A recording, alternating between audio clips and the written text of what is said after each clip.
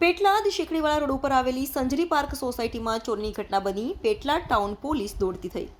પેટલાદમાં સંજરી સોસાયટીમાં તસ્કરોએ એક સાથે બે મકાનમાં ચોરીનો બનાવ બનતા લોકોમાં ભારે રોષ જોવા મળ્યો, જેમાં અહીંના રહીશો કરી રહ્યા છે કે આ સોસાયટીમાં પહેલીવાર અમારી સોસાયટીમાં ચોરો ઘૂસી આવ્યા. બે મકાનના એક સાથે તાળા તૂટ્યા, જેની જાણ પેટલાદ ટાઉન પોલીસને જાણ થતાં સ્થળ પર પહોંચીને તપાસ હાથ ધરી.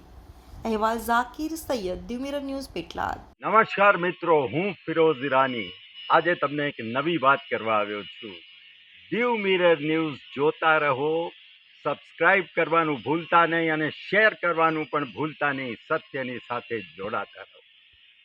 નમસ્તે મિત્રો, હું છું ચાંદની પરમાર. આપની મનપસંદ ચેનલ એટલે કે દીવ મિરર ન્યૂઝ ચેનલને લાઈક કરો, શેર કરો અને ફોલો કરો.